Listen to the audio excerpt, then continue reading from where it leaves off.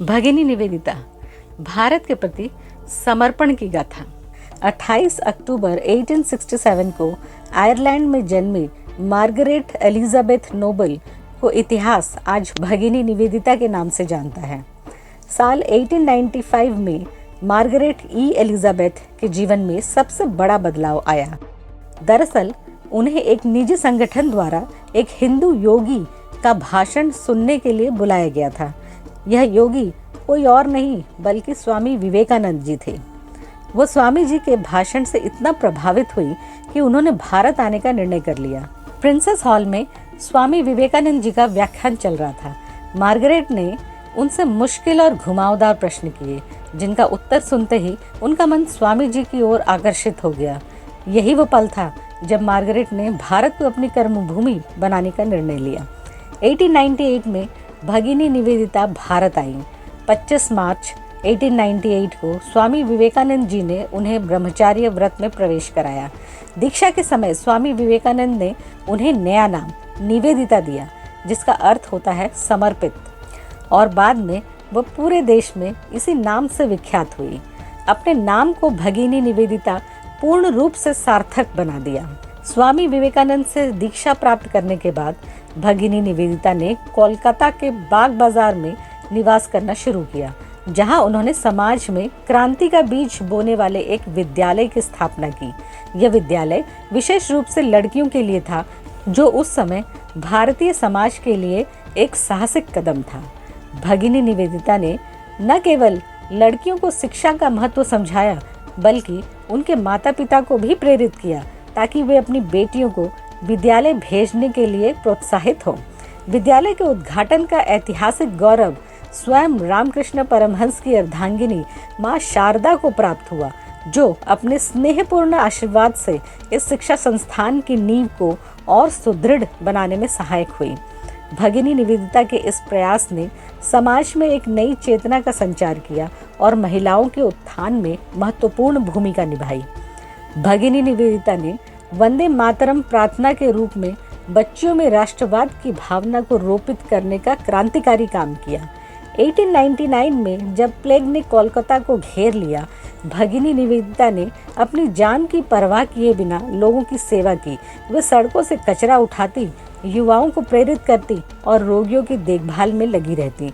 विज्ञान और क्रांति के क्षेत्र में भी भगिनी निवेदिता का योगदान अद्वितीय था। उन्होंने जगदीश चंद्र बसु की अनुसंधान परियोजनाओं को वित्तीय सहायता दिलाई और क्रांतिकारी अखबार युगांतर की योजना में मदद की।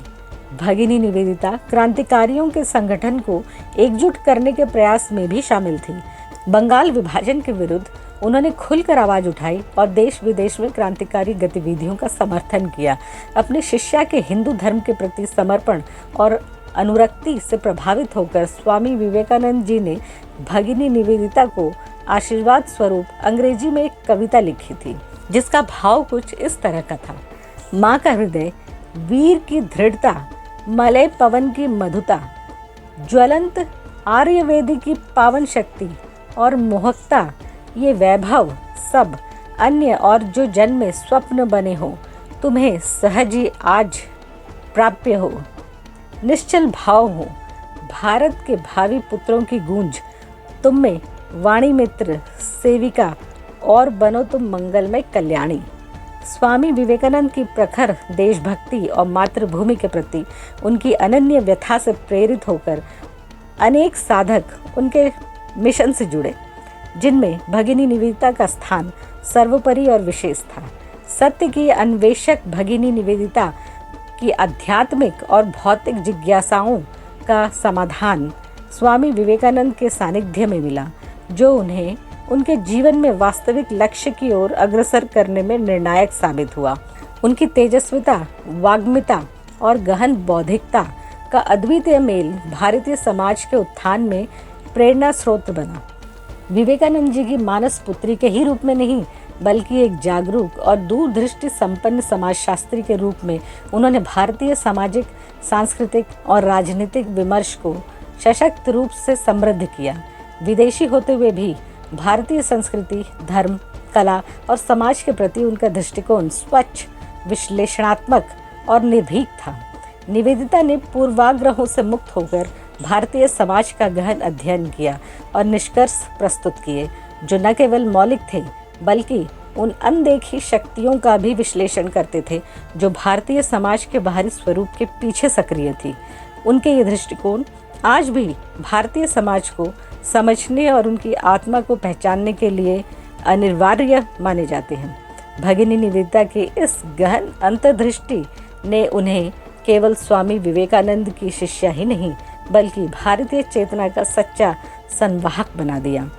13 अक्टूबर 1911 को मात्र 44 वर्ष की आयु में दार्जिलिंग में भगिनी निवेदिता का निधन हो गया।